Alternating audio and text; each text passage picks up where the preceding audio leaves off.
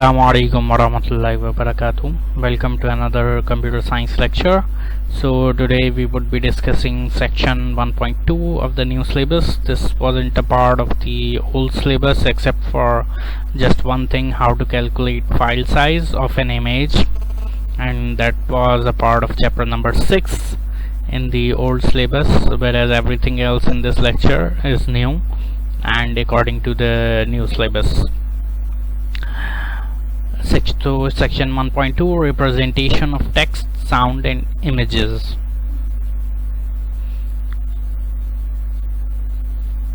Okay, so first of all let's study text representation. Each character input into a computer system must be represented by a binary code, including space and special characters. When a computer converts text to binary to be processed, it uses a tool called a character set. What have the scientists, or more likely the computer engineers, have done? They have made a table in which each character A, B, C, D, plus, minus, quotation mark, space has been given a distinct binary value, and this table or this is known as a character set. There are many types of character sets available in your PCs. Like for example, if you try to save a file, you would see something like this window, and over here, okay, not exactly over here, you would see this is MS Word, this Word document, plain text, RTF and so on. Let's check the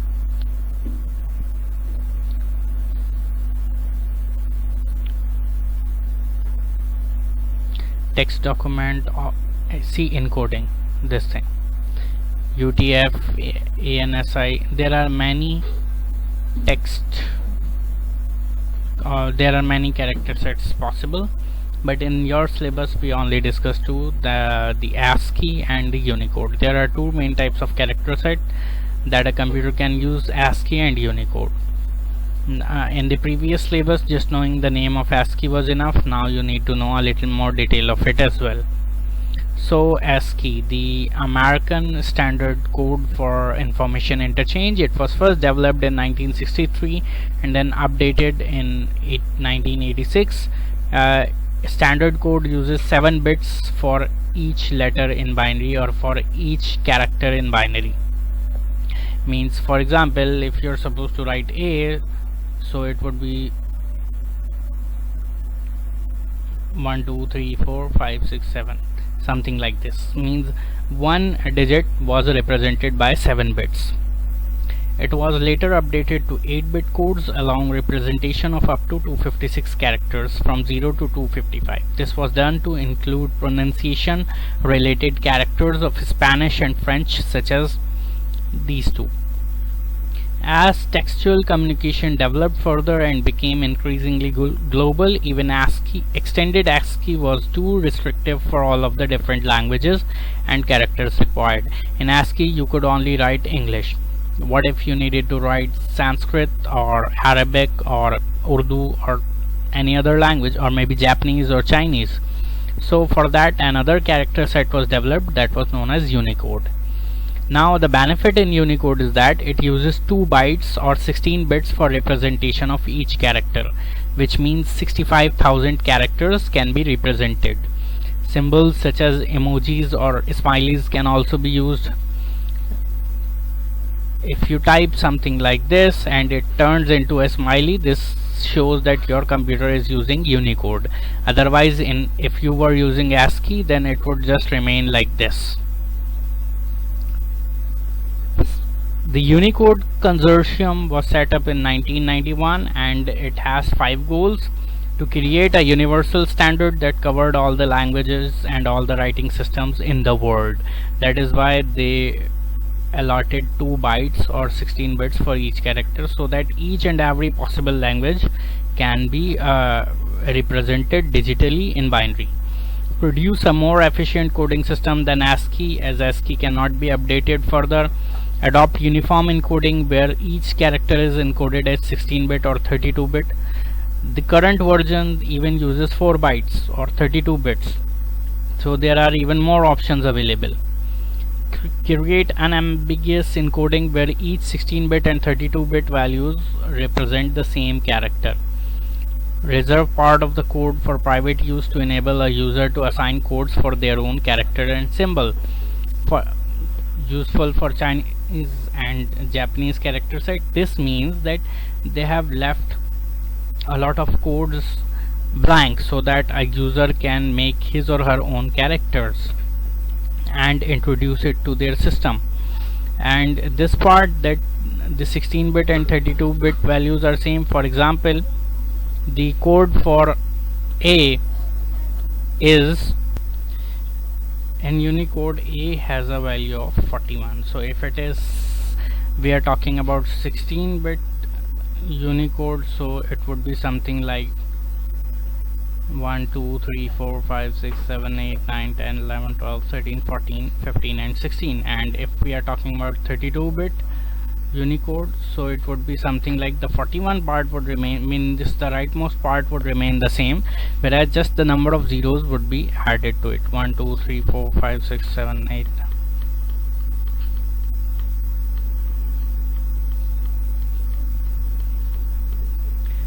31 and 32. See, so this part, the actual code for the alphabet remains the same, whereas just the number of zeros are added on the left hand side, so that you don't need to create multiple codes for the same character. This is A in 16-bit Unicode and this is A in 32-bit Unicode. This is the meaning of this point. Value always represent the same character. Current Unicode version is 14.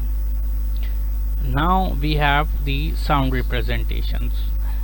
It is highly unlikely that you would be asked to calculate the file size for a text file, but if you are given a string and you are asked to find the text size, if it is in Unicode, then if it is in ASCII, it would be given in the question. If that line would be in ASCII, then one character means 1 byte.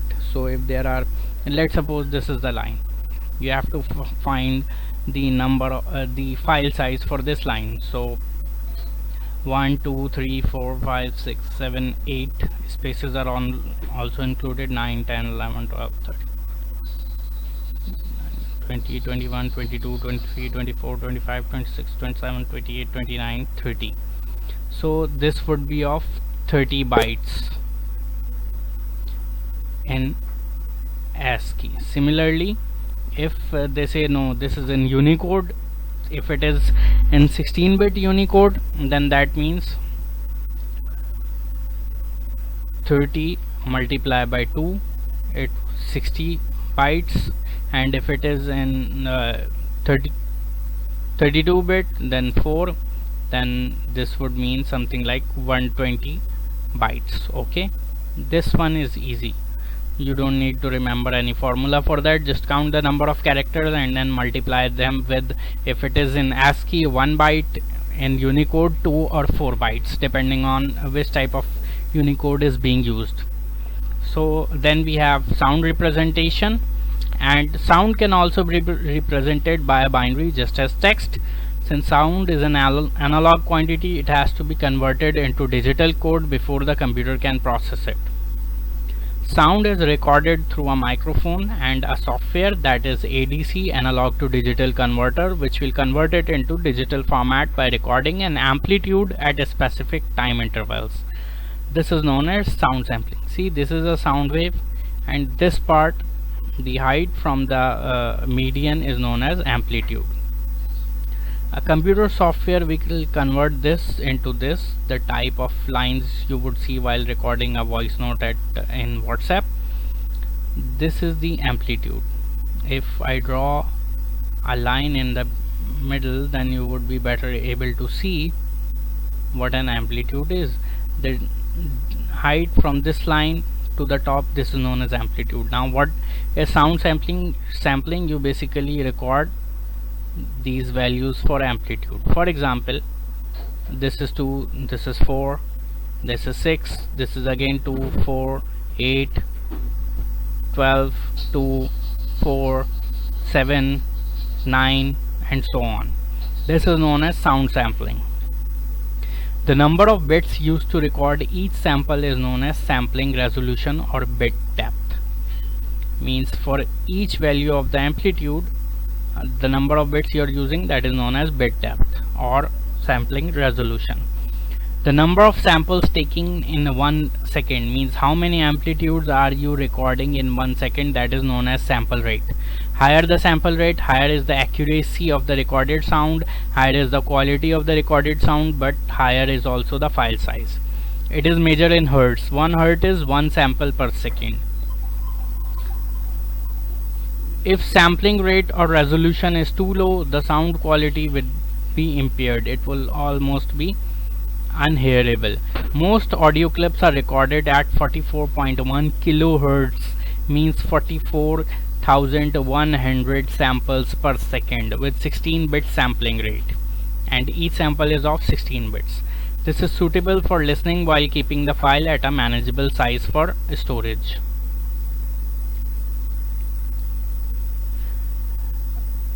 Now, what is the benefit of using a higher sample rate or a higher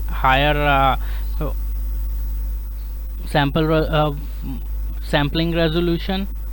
Larger dynamic range means you can recreate more type of sounds, better sound quality. Less sound distortion means the sound does not have a lot of noise, and the drawback is produces a large file size. It takes longer to upload or download or transmit and download music files. It requires greater processing power. The size of a mono sound file is calculated as sample rate in hertz multiplied by sample resolution in bits multiplied by length of sample in seconds. For a stereo sound file, you would then multiply the result with 2, because in stereo sound file, 2 channels are being used to record things simultaneously. So calculating file size of sound file, for example, we have this as an example question. An audio CD has sample rate of 44,100 and sample resolution 16 bits. So music being sampled using 2 channels, so that means this is stereo recording, means 2 mics are being used at the same time. Calculate the file size for a 60-minute recording. So use the formula size of file equals to sample rate in hertz, that is given over here, multiply by sample resolution, that is given over here, in bits, multiply by length of sample in seconds, that is given over here, that it is a 60-minute file recording. Size of sample 44,100 multiply by 16 multiply by 60 by 60, because this is in minutes and according to formula we need it in seconds, so we multiply it with 60, and this gives us this number, this many bits. Multiply it with 2, because this is because there are 2 channels, means this is stereo recording, so we get the number as this 50803200000 bits. Now divided by 8 to convert it into bytes, and this gives us again a very big number 635040000. Now divided by 1024, multiply by 1024 to convert it into megabits, or if you are using the newer units, megabytes. So divide by this, it gives you 605 MB. So for a 60-minute recording, you are going to need about 605 MBs. Practice this formula well, because it would come really handy, this one. Okay. Lastly, we have image representation. They are made up of tiny dots called pixels, with every pixel being represented in binary. A black and white picture only needs 1 bit per pixel, as 1 represents black, 0 represents white. In color image, each pixel is represented by 3 binary values, red, blue and green. The number of pixels in each image determines its resolution. So the more number of pixels, or the higher the resolution of the resolution, it means higher number of pixels, better image quality and greater file size. Type of data that is used to provide information such as the dimensions and resolution of image. It is called metadata. So, and another factor of image representation is color depth. It means that what is the number of bits that are used to represent each color.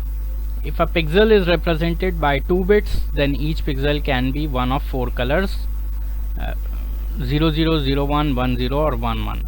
Modern computers have a 24-bit color depth.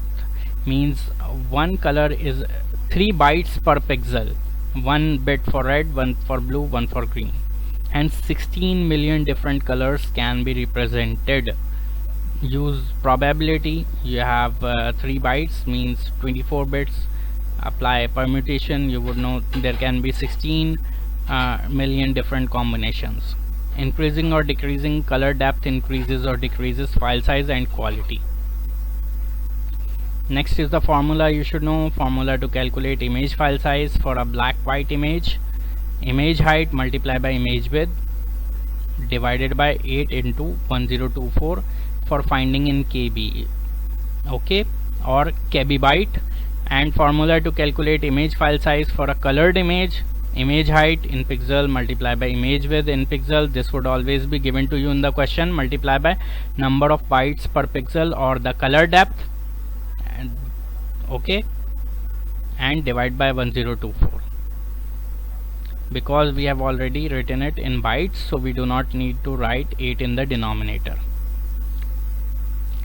Now let's suppose this is an example question. The image here is to be stored on a computer's hard disk. This image, to work out the total file size in kilobytes, we can use the following information.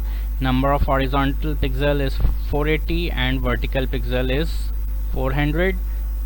This is 480, this is 400, and the color depth is 16 bits. Yeah, means each pixel is represented by 2 bytes. So the calculation is 480 multiplied by 400, and the resolution comes out to be 1,92,000. This is the total number of pixels. Multiply it with the number of color depth in bits, and you get this number. Then divided by 8 to find it in, to calculate the file size in bytes, and then divided by further 1024 to find the file size in kilobytes or KB bytes, whatever unit you are using.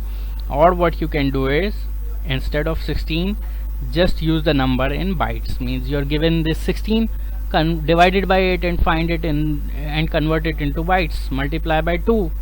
So this is going to give you this number, this many bytes directly. You can skip the rest of this step, and then you divide by 1024 to convert bytes into kilobytes or KB bytes, whatever unit you're using. Just make sure to always mention the unit, and this would always be your final answer, 375 KBs. Okay, so I hope you have understood. Feel free to contact if you have any problem. Take care. I'll see you next time. Allah Hafiz.